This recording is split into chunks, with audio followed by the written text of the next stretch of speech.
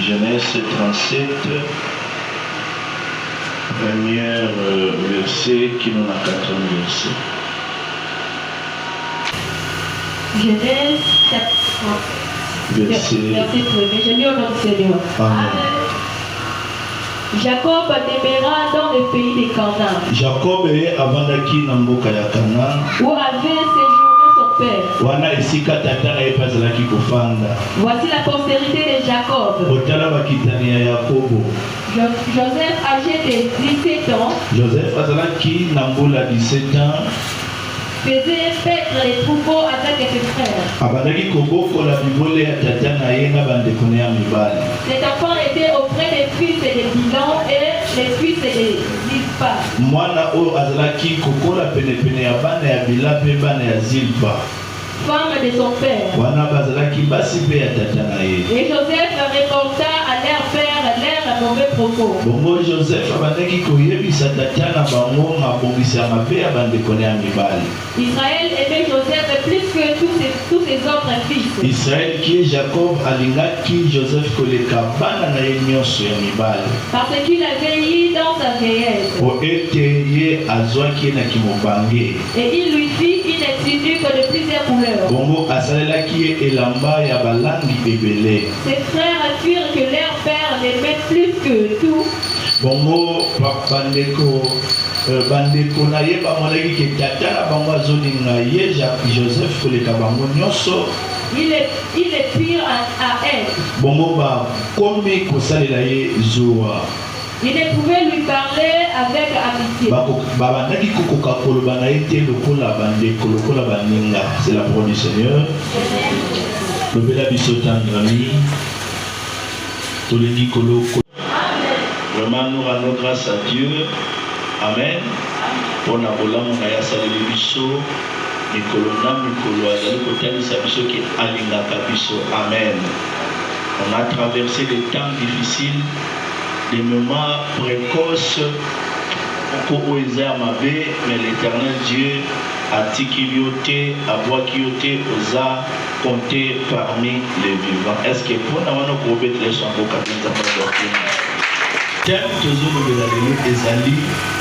les caractéristiques de Joseph.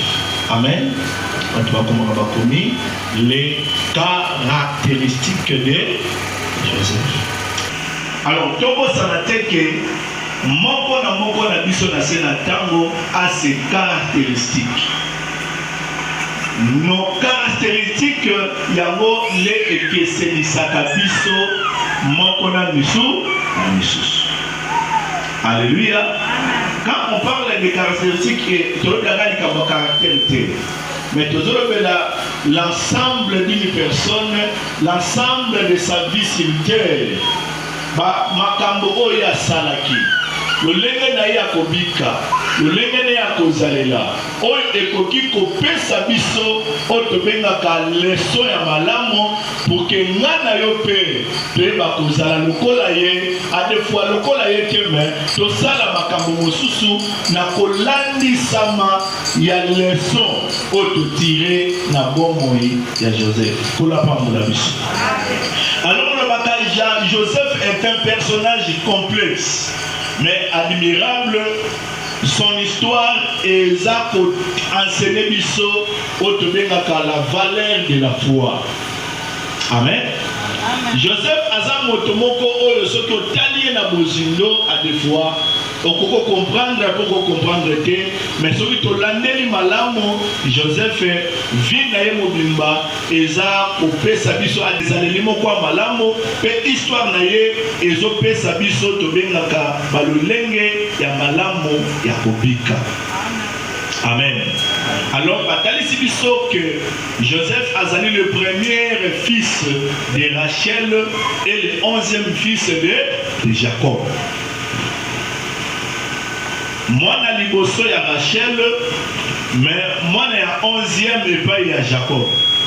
Parce que pour Rachel qui était la femme le plus aimée de Jacob, ayebaki kobota mwana na batango oyo ezalaki avancé ebongo mwana ne ya liboso ezalaki Joseph et puis Abibalé ezalaki oyo tobengaka na kombo na ye Benjamin kolo apambola biso, et le Benjamin azalaki le 12e fils to oyo tobengaka mwana ya suka. Alors Joseph aza parmi les personnages bibliques oyo azali kopesa biso ba exemple ebele ya malamu à suivre.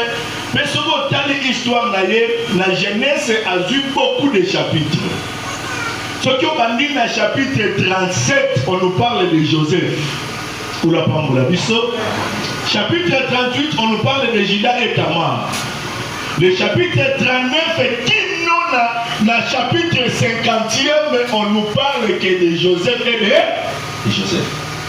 Bien sûr, on appelle Jacob à Conti, donc on appelle Ruben à Conti dans l'histoire où il y a un chapitre, mais acteur principal,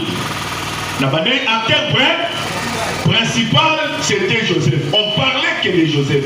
On parlait que de merveilles que Dieu a accompli dans la vie de cet homme. Alléluia. On parlait que des capacités surnaturelles. On le Nzambe à Salaki. Et pas il y a Joseph. Joseph est moi à Jacob, mais la quatrième fois Jacob, il voyait plus grand. Alléluia. Même son père, la Bible dit que son père l'aima beaucoup plus que tous ses fils. Donc, alléluia. Alléluia. Joseph azalaki tout un programme de Dieu. Joseph azalaki na babongisi monene oyo Nzambe asalaki, mais a reposaki sur un homme qu'on appelait Joseph. Dans le Bakabien, Joseph était le porteur des songes prophétiques. Amen. Yakakana. Et Yakakana, moi, bit aux autres comme ça, la cabine sous ma. La banane bien que Joseph était le porteur des songes prophétiques. À lui seul, il reposait la destinée et l'avenir de toute leur famille. Kakana Yemoko ne evandi samaki destiné lobi mami ekoya lobi ya malamo pe avenir ya libota na yemo mobimba. Il était le 11e fils de Jacob, mais par rapport à plan Nzambe, il était le devant ou le premier, car c'est lui qui doit porter la charge de toute une famille. Azalaki 11e fils, moi na 11e ya mobali ya Jacob, mais par rapport à Nzambe, Azalaki moto ya yambo. Pour être, yende abandaki komema charge ya libotamo mobimba. Une famille de 33 personnes. Il fallait qu'il va vivre et pas il y a moi avant de nier na bango. Parce que lorsque Jacob a contacté na Égypte, tant que Joseph a Jacob, la Bible nous confirme que Jacob a pas un serviteur na bango, mais Jacob, famille qui composée de 33 personnes. Genèse chapitre 46 verset 15. Donc, Batouana 33, Basalaki, Batouana, Bandeko se compte maintenant à Joseph. Et ça, vous bien ça. Ma race est à Joseph. Alléluia. Alléluia. Amen.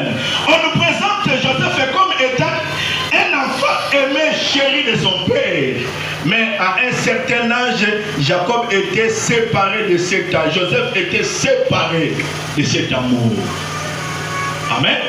Maintenant, si Joseph, le voilà, moi, na alingami, moi, na papa, aïe, ma chérie, moi, na oyo, azoka nyonso, oya, seigneur, oya, papa. Bible dit que, bah, ça les lié et la main a plusieurs couleurs. Mais en réalité, na âge moko, lorsqu'il y a combien de 17 ans, oh, pour ça, dis-moi, la Bible nous dit, azala qui coupé na amour, ya papa, naïe.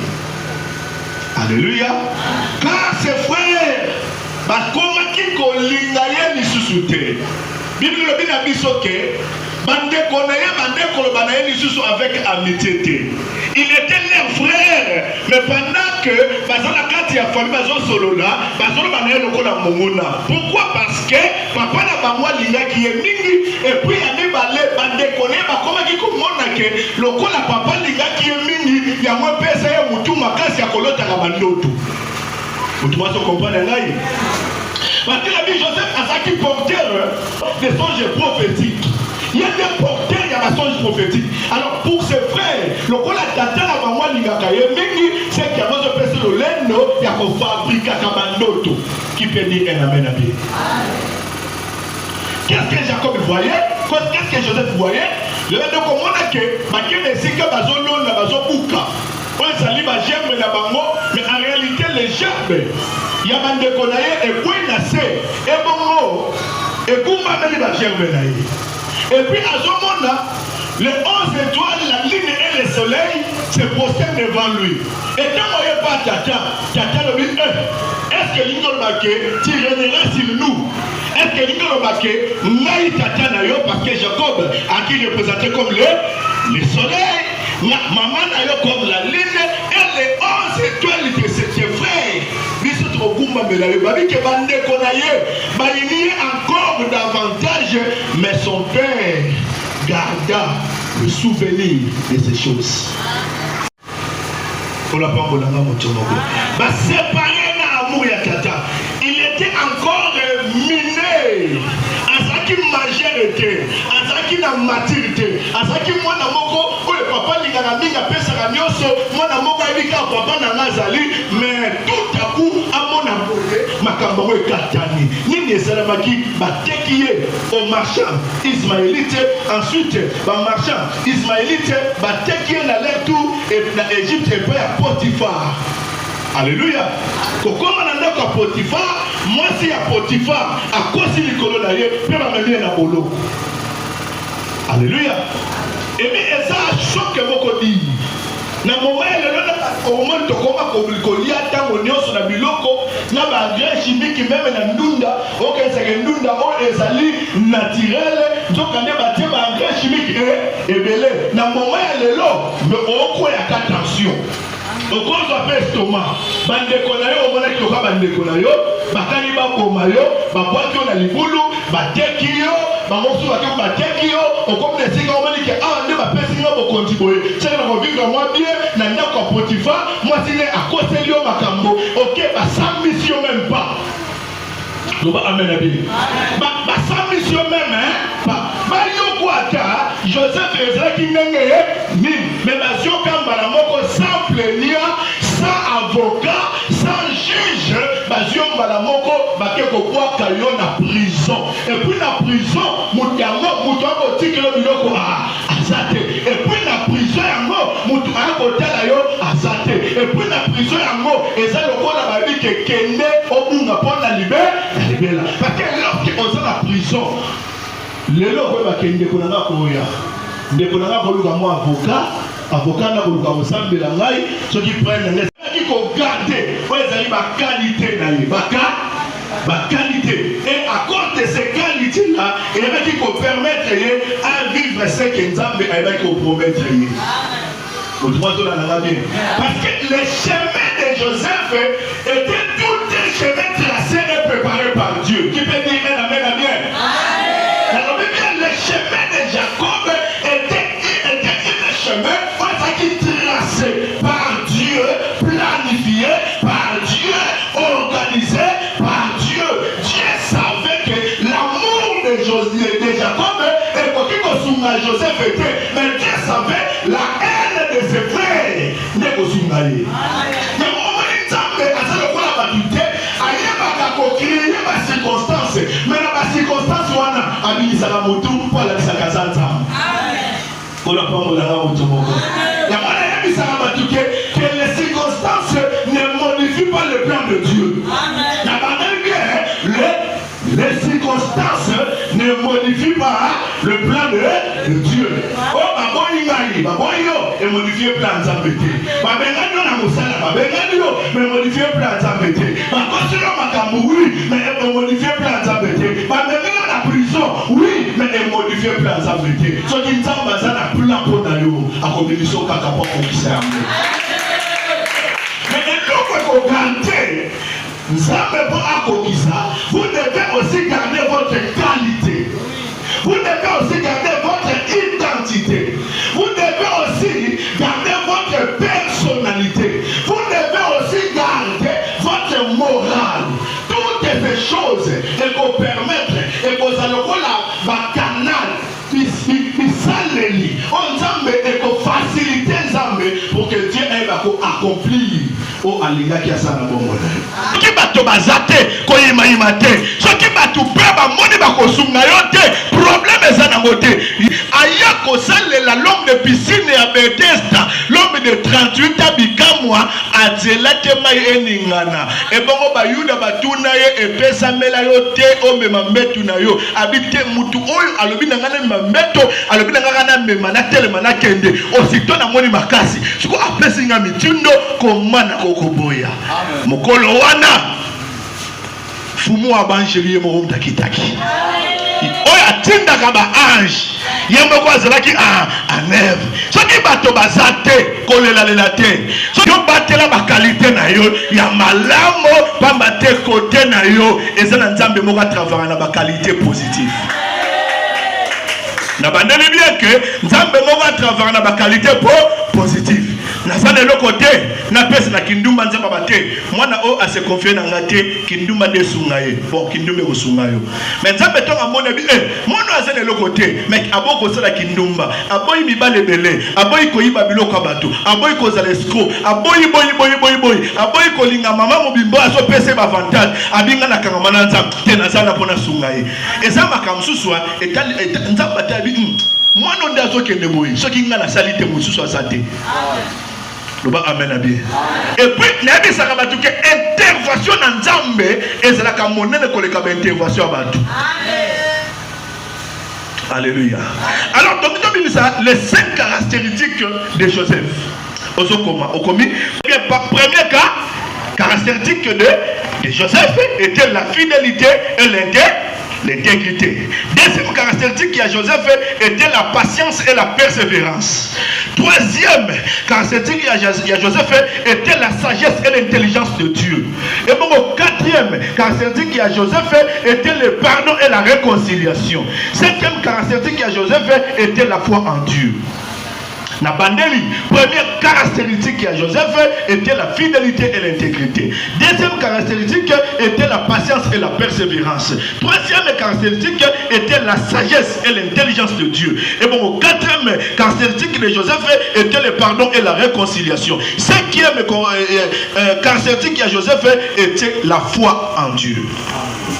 Alléluia. Parlons un peu de la fidélité et de l'intégrité. Alléluia. La fidélité est la qualité d'une personne qui est droit. Amen. Qui est droit et qui est honnête.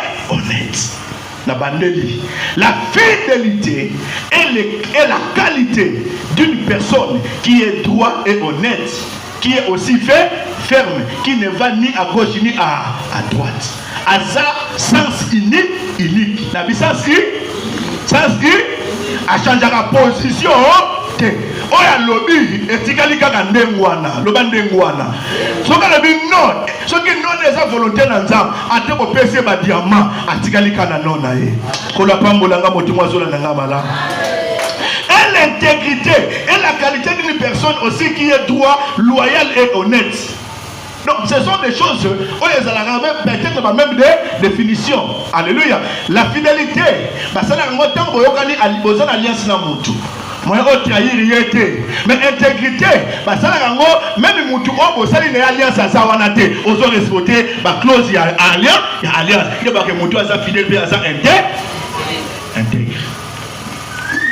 Ayebaki ko trahir jamais ma valeur na ye. Et pourquoi ma valeur na ye c'est la qui nini ma valeur na ye et c'est la qui abattre la motema na ye pour motema na ye et c'est la symbole bosso anan ya nzam ma valeur malgré le Dieu des Égyptiens, le Dieu de ma peuple égyptien, mais en réalité, lui, il priait toujours Elohim, le Dieu de son père Isaac et Jacob et Abraham.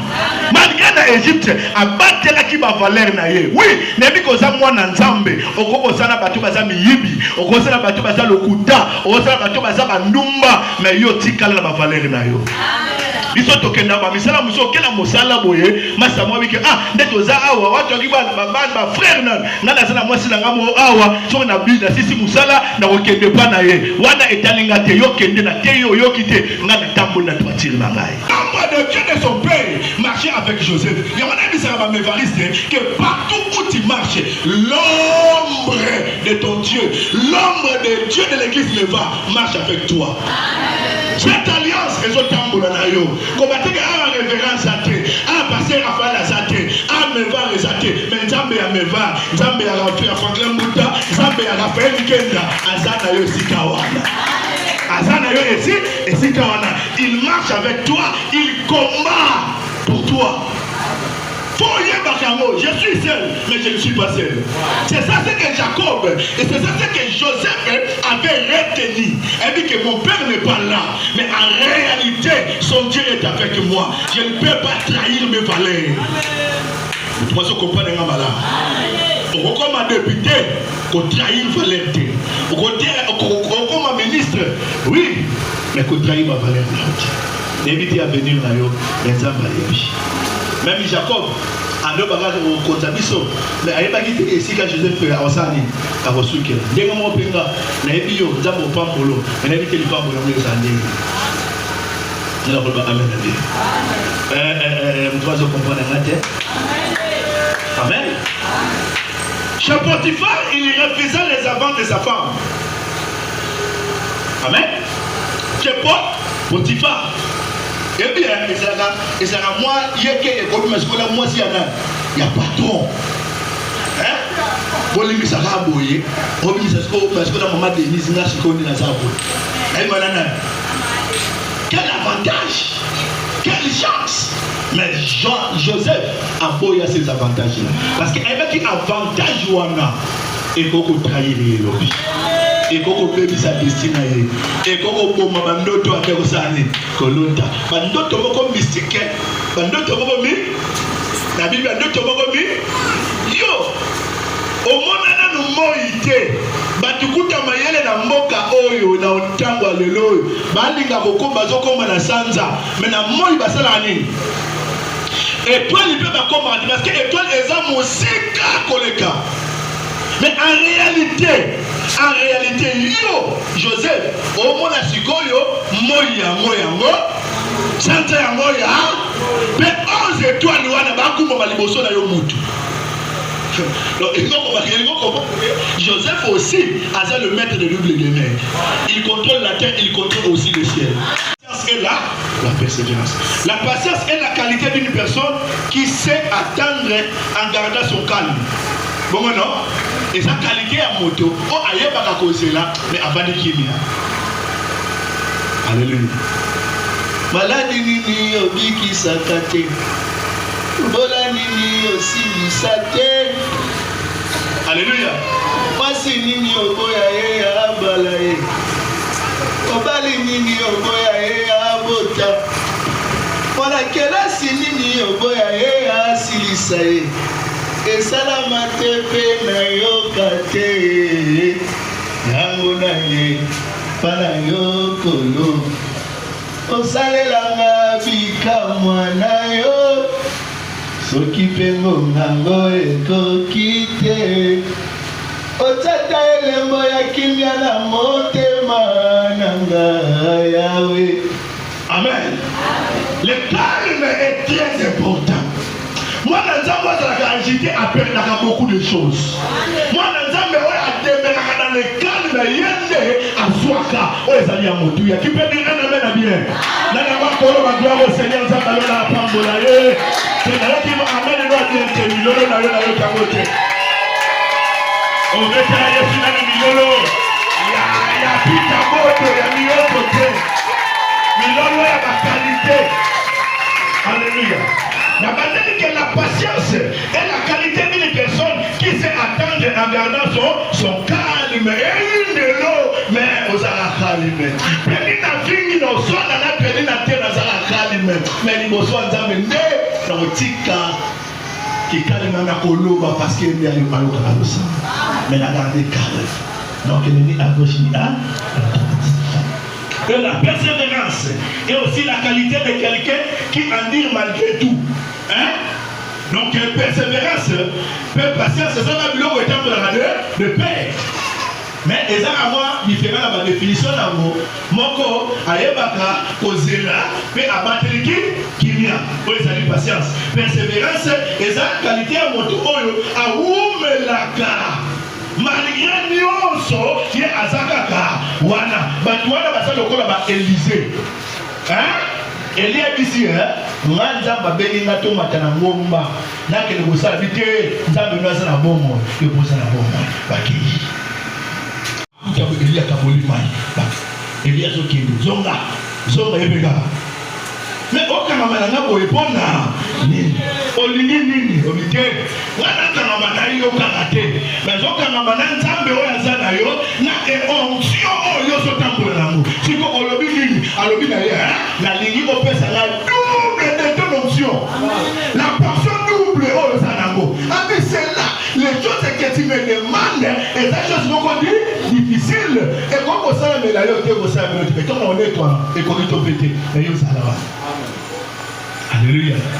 La Bible déclare, lorsque va se pousser dans la liée où Élie devait être enlevé, la Bible nous dit, et ça la char, mon kaboli bango.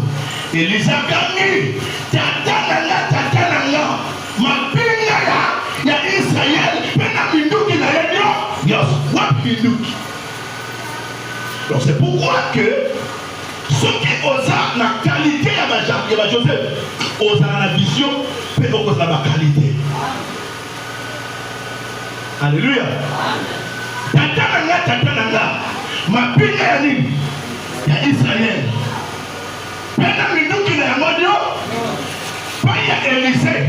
Élisée savait que même Élie n'est pas un soldat, même Élie n'est pas un général, mais Élie, Azal Manduki.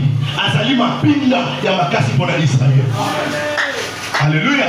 La Bible dit que lorsqu'Élie a son matin, à mon ba éloge wana atiki mantonaï. Ekoi Élisa Jambo. Dans ma commune vous soyez ma vie où est mon père a personne avec qui. Pourquoi? Mais souviens-toi de moi quand tu seras erré. Je t'ai pris de la bonté à mon égard. Parle à ma faveur à Pharaon et fais-moi sortir de cette prison. Alléluia. Les chansons. Moko ya bateau va Sevaka, roi. À côté qui boloko. Joseph a interprété l'autre naïe. Et puis, c'est ton makamé au Korisama. Ton ozoma ne semonayo, kadise la naïpe. Loba par n'angé pas roi. Pour pas côté ça na boloko. Oyo, injustement. Alléluia. Mais quand les chansons à Kenaye, n'a pas bilengi, n'a pas bisemoa, n'a pas bilengi. À Bossana Joseph. Alléluia. Alléluia. Mais dans le verset 23, il dit, le chef des chansons ne pensa plus à Joseph, il oublia. À Bossana Naye. Mais lorsque le temps fixé par Dieu fut accompli, Dieu vient donner un songe à Pharaon. Alléluia. Mais quand on a un coquille, nous avons copié sa songe par Pharaon. Notre wana ezaki pour l'Égypte, mais notre wana ezaki pour l'accomplissement aussi de la promesse en tant que Père Joseph. Alléluia. Et c'est alors que cette chanson-là, avec qu'on se souvenir pour Joseph. Eh bien, elle a dit, tous ceux qui n'ont pas moko, yaya, et marambo ça la lelo, ata il faut t'améliorer, ko ima noter, un jour il faut t'améliorer.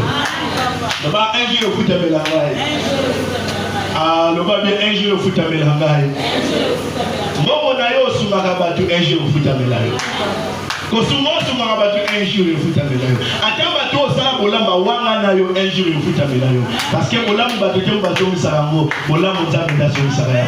Bolamba ya bato ça toujours limité mais on a nzambe ça infini to ka bandi ko zelo bola mokino na ba génération en génération si alobi ke na pambo ni ba ka pambo na ba na ba koko na yo apambo na ka o ezala na noté j'aimerais vous dire que apambo ni apambo ni bana na ngana zo mona bana na ngano ba koko na ngasi na zo mona bango mais déjà ta ba pambo la ba koko lolo ça déjà pambo là.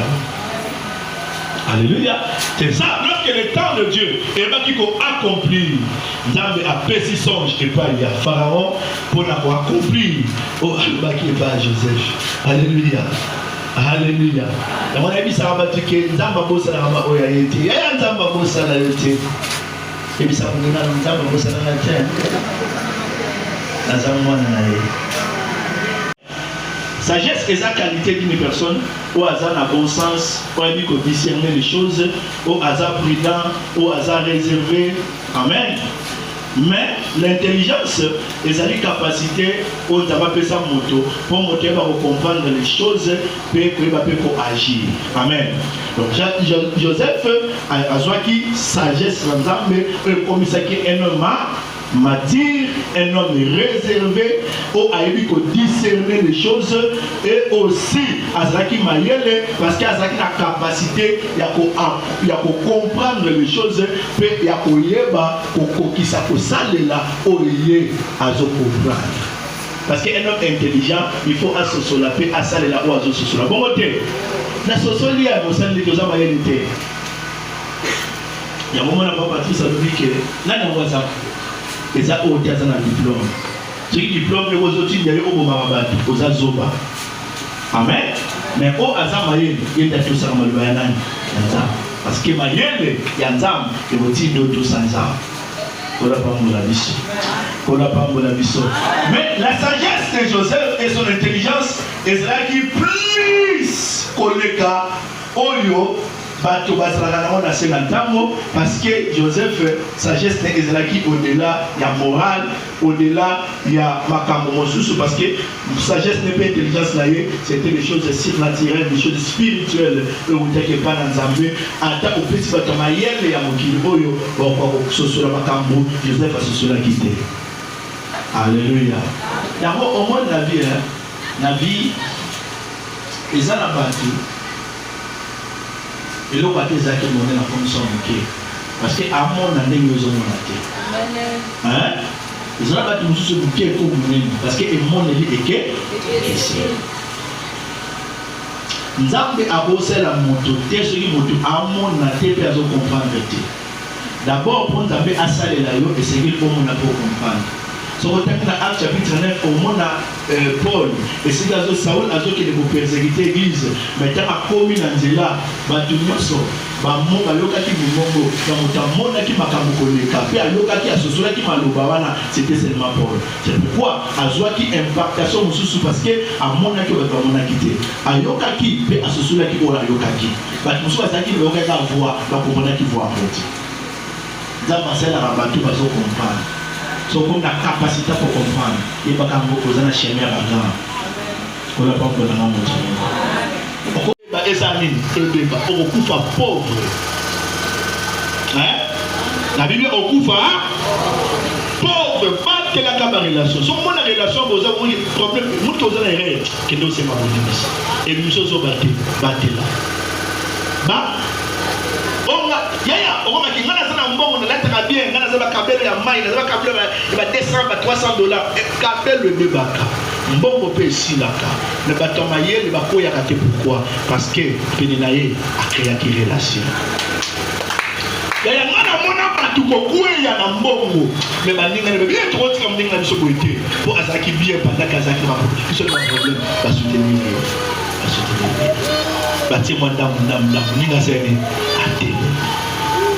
Il n'y a pas qu'à créer une relation maman, battre la rapide, tu la choquée au monde. La choquée au nom. Colo, monte à mon ça. La vie est que l'église fait un monde à Bamba, sur l'église de Bamba, les parents pour vous appeler à Bamba, pour la famille, la bande qui parle, pour la sécurité, c'est l'église. Ça a vu ce bébé à l'église, j'ai appelé la famille de l'eau, équilibre, non? Hein? Vous avez l'équilibre, le papou Yami. ya droite na lipapu ya nini famille dans matanga famille te kindaka bafeti te ocontribuera te po bike mbongo no bosani olokango oyo kanisi batu nyoto na hotel na ba problème na kati ya na église ba neso na ba santo ba biso pesa ba mbongo na biso na ba grande solodium mais en réalité ils ont battu la mbongo to pesa mais ba longa exact et ça avec Jésus-Christ, avec Dieu, nous ferons des exploits. Il y a moi, vraiment, moi, il m'a dit sur mi balai, puis somme 60 chapitre sur verset 12. Mais va avec Dieu, nous ferons des exploits. Et si les Zambazali boso makambonyos, akobate, zala mutu ya buania, zala mutu ya buania, yabi, zala mutu ya buania pe ya. Kobeba na bato et kosunga yote. Amen. Alléluia. Comme mon appelle à yondo l'équipe bato nyoso et kosungote parce que Joseph ce quand mon na bongo alinga okufa na position. Amen. Okufa na boloko. Zala na bato ba kena na bon souvenir. A voyager na kindara na bon souvenir na yo. Zala bato ba témoigner na malam pour na yo. Oui, ya bato témoigner na ba zala ba mais ape na ba oyo ba témoigner na malam pour na yo. Et ça est important.